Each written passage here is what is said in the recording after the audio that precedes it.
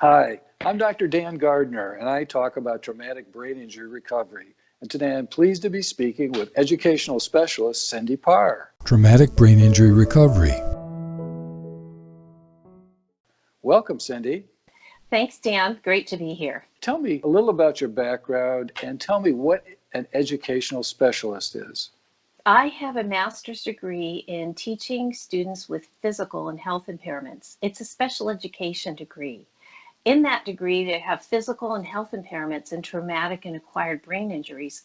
I'm also a certified brain injury specialist trainer, so I do a lot of work in training others on how to work with individuals with brain injury. An education specialist is a special educator who helps students in school-age students from preschool all the way up to high school with special needs. That person typically can provide services, helps evaluate the student, finds strategies and interventions, writes goals for them, and helps the students attain those goals. Tell me, at what stage in recovery would a brain injury survivor and family usually avail themselves of your service? And tell me how you would facilitate their recovery. So what happens, of course, we all know after a brain injury, the world changes and the child is responding differently, and we need to figure out what is happening. We have students with concussions who maybe do not have long-term consequences, but might have some issues. And then we have students that have had more traumatic, moderate to severe injuries. So typically what happens in my practice is a student is injured either by concussion or has been to the hospital and through the rehab process and is getting ready to return to school. They would call me or someone with my background to say, hey, we've got a student that is coming back after brain injury. Now, a lot of districts don't have someone with background in brain injury, and that's when they might bring someone in from the outside. But that is best practice. We would then meet the student, find out what the student was like before, and then start very carefully looking at what are the deficits and how we can intervene. So how would your assessment differ from that of a neuropsychologist? Good question. Neuropsychologists are very important. And so their assessment is a good way to let us have a baseline of how that student is performing. In the setting of an office, one-to-one testing with no distractions, and to see how that person performs. I know neuropsychologists also may do observations. Usually they would not be as extensive as what I might do. That assessment is very important to just give us a baseline as to how that student is functioning in a somewhat optimal environment, but not realistic environment, however. What I would do is come into the school setting, and the most important part of an assessment of a student with a brain injury is the observation, is being with that student, seeing how they perform in a busy, noisy classroom, on the playground, at the lunch court, how they interact with their friends. We're going to be looking at how they're processing their environment, not just auditorily processing, visually processing, and then how are they understanding the language, the teacher's instructions, the conversations of 2 or 3 children in a setting, in a circle with them. These children are often overwhelmed by all of that stimulation, and we need to be aware of that, and we need to look for that. What is challenging is if a person doesn't have the background in brain injury, they'd miss the nuance of all of that going on, because the student will sometimes mask their difficulties. But what happens is they end up not being able to perform in school. They end up becoming more depressed. They don't understand their changes from injury. So a lot of what I do is help the student understand what happened and how it's affecting them and what the process of recovery will look like in small chunks. With the family, I do the same thing.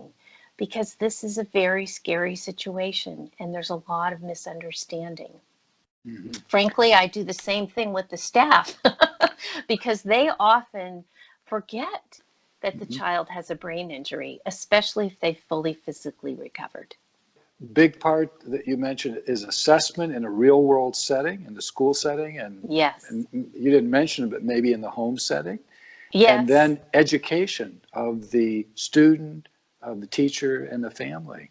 Absolutely, yes. There's a lot of education. As I mentioned before, I do a lot of training. I do a lot of modeling, coaching, and that's where people say they learn the most from watching what it looks like to work with a person with a brain injury. And it Yeah. is different than a typical child. It is a different than a typical either a general ed child or special ed child. It's very needs to be carefully done to get the best benefit for the child. You have to know a lot about child development because obviously the thinking, the emotional status, how one manages impulses and so forth change from age to age. And so one needs to Absolutely. know what is adolescence versus what is an impulse control problem caused by a brain injury, for example. Yes, as a matter of fact, yes, I can tell you a story. I have been working with this child off and on. He's now not a child, he is 18. But when he was 5, he was in a horrific car accident and his mother was killed in the accident. Mm. And very traumatic, obviously, on many fronts. And he went through rehab. He had to learn the whole walk and talk and, eat again and learn all those things. And then we took him to, we have in the district I work in, we've developed a nice model where we could take the child into a one-to-one setting while they're still recovering and assess their needs. So we gave him a little more time to recover. And then he went back to his kindergarten class. Well, when I went out to see how things were going and talked with the teacher, she said, "Oh, he is just like he was before. We're so glad, it was all wonderful." And so at that specific time, the 5-year-old didn't have any needs. But as he grew older, he grew into his injury, we call it. And Uh, so then there were problems that were surfacing and they needed to be addressed. And by the time he got into high school, which is a very overwhelming situation for kids, he stopped coming to school. oh He boy. he he was so overwhelmed. So we had a special program in our district. We brought him to our school with a class for kids with brain injuries, and he blossomed, Oh, just learning about why this was going on, what was challenging about it, but also daily intervention for strategies, how to help him with these things. He is now a senior in high school and he has started a job. So proud. And wow. so he is going to leave high school and be a functioning member of society. That is a wonderful thing that can happen when you watch and you look for what the students need as they're going through the school system.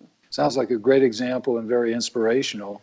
So tell me again, this special program that you have or had, what services did it offer that differed from the mainstream classroom? Well, first of all, the team that work with the students have a lot of training in brain injury. Mhm. So we made sure that the occupational therapist, physical therapist, speech pathologist all really understood brain injury. And it's an ongoing thing. It's an ongoing training, honestly.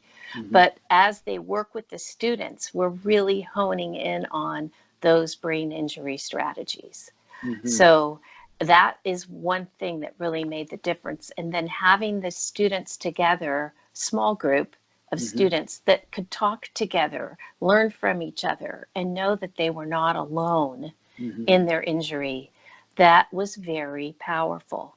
Is that program still in existence? Only partially at this moment in time, but I will tell you that there are other ways for many districts that don't have this access that we can work with students as they're recovering. I consult in many districts throughout our county in helping those teams.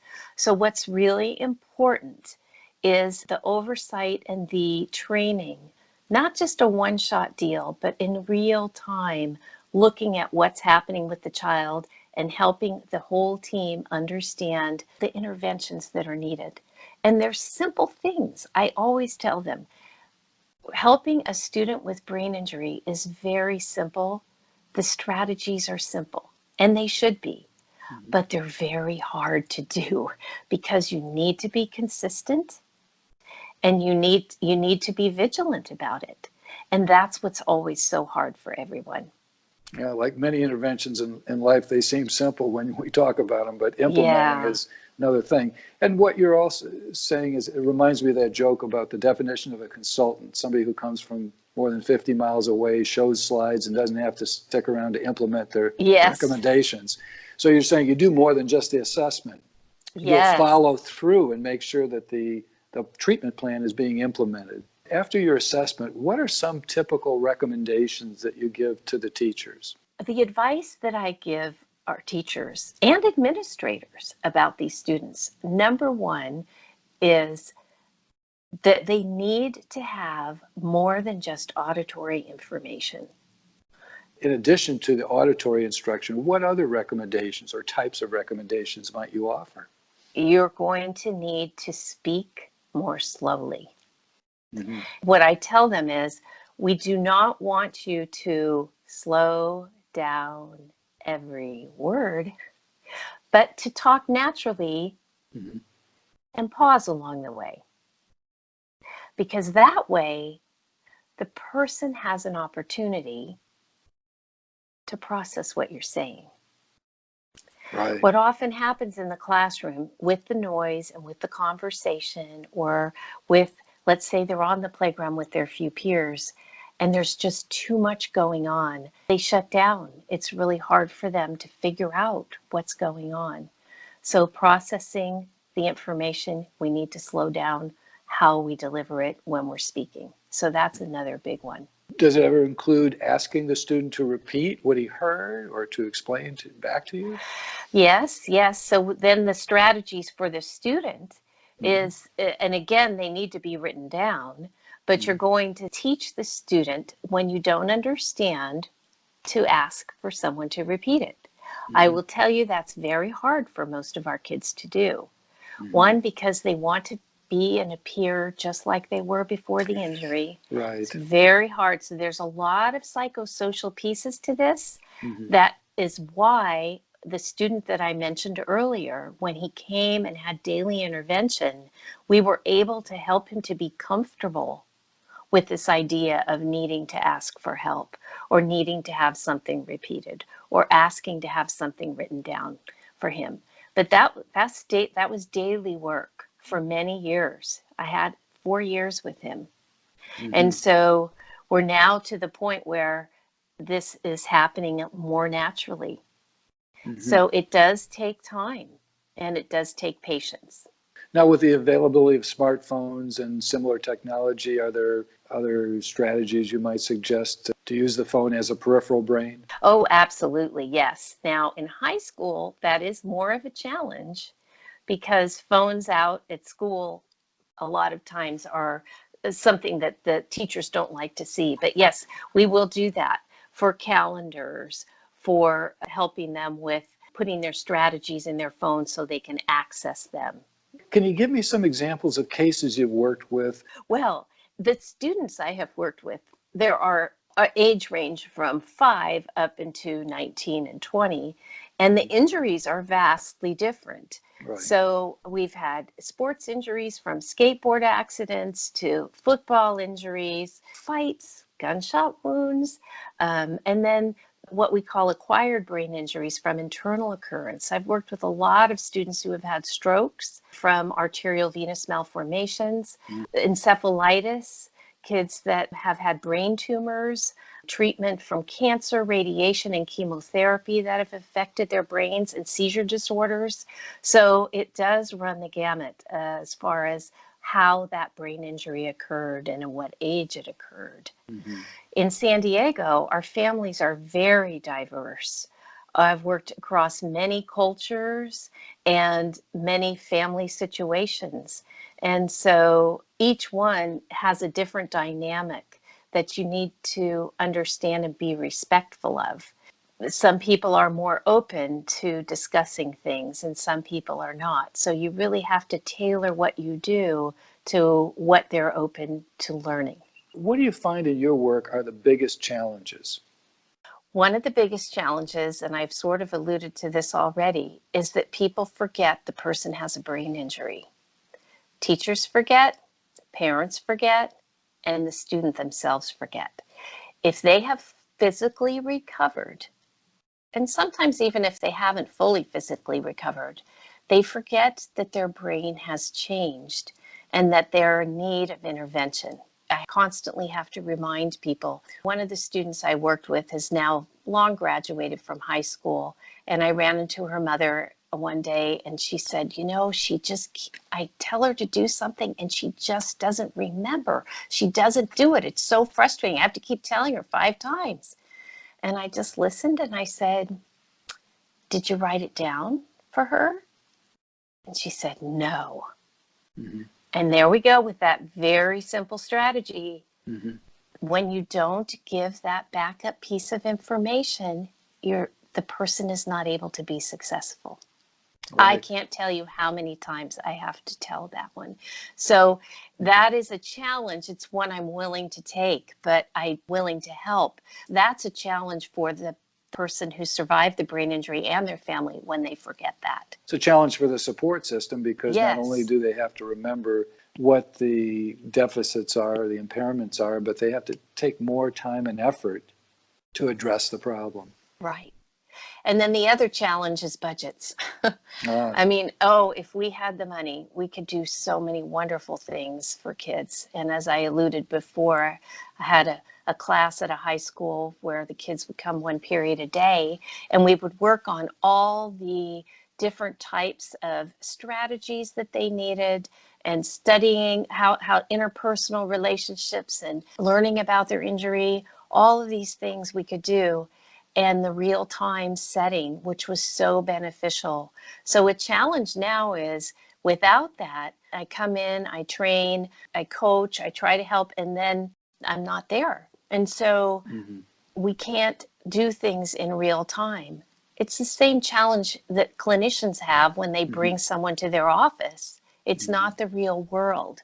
The real world is a very important place to be practicing these strategies with the coaching that is needed. So with budgets, we could do a lot, but No we don't kidding. have the money. That's the challenge, doing more with less. Yes, I have set up some weekend activities for the students to come just to have a good time. Mm-hmm. And by the way, maybe talk a little bit about what their challenges are, or what, their school and what's going on. And then also have the parents have some time to just sit and have a cup of coffee and talk about things and get support for each other. But it is a challenge to do that as well because families are overwhelmed. And so it's Yeah, hard for them to make that time and pull that together. right. But it's a worthy effort, and we'll continue to work on that because it's Yeah. something that is so needed. Well, tell me, Cindy, what advice do you have for students, their families, and what advice do you have for healthcare treaters? The biggest advice I have for working with these children and adolescents is speak to them at their chronological age. A lot of times when children are injured, I see this a lot where people talk down to the child, or they think of them, especially if they're not communicating, talking to them as if they are much younger. And that is really upsetting to that person. They want to know that they're in there. Mm-hmm. And so please speak to them at their chronological age. Yes, you need to slow your speech down probably and not talk in such long discourse because they can't process it. That's very important. When your child has an injury, you want to make sure when you go back to school that they have the information of what happened to your child. They have the discharge summaries. They have the information from the doctor. They have releases or restrictions on what they should be participating in. And almost always a child should start back in small increments to school, of Mm-hmm. an hour or two at a time, to see how it goes, to start to build up their stamina. Mm-hmm. What's really hard for high school families is the worry about graduation, the worry about falling behind. And my advice on that is look at the big picture. We're looking at wanting to have as solid of a recovery as we can. And when there's a push to get back into those academics and get back on track too soon, you end up exacerbating your injury and making the injury symptoms last longer. I've worked with many families on this, and I did have a student who was a football player, and he had a concussion, and he was a very bright boy and had very high expectations of going to college, and a very good college, and was stressing so much about what to do about work and trying to keep up, and really making his headaches become unbearable and missing school. At that time, I had my class, and so I said, look, why don't you pop in my class anyway and let's talk. So he came for 6 months to my class, and every day we met, and every day we looked at what he needed to do, and every day I said, let's just take one step at a time. You need to take brain breaks. As soon as any headache begins, and we kind of timed it so we could figure out if your headache starts in about 10 minutes after reading, read for 8 minutes and then take a break. And the breaks don't have to be long. But this was a real training experience for him, and it was hard for him at the beginning. But then he started to see with practice how this helped him. And on graduation, he came up to me and he said, oh, thank you so much. This changed my life. And Great. wow, that's what every teacher wants to hear, right? But he went on to college. It's just very important to take the student where they're at, the child where they're at, and only take small steps in going forward. The small steps turn into big steps. So look at the big picture. Don't push to have to get that high school diploma right away if you can't. You've got to get that recovery first.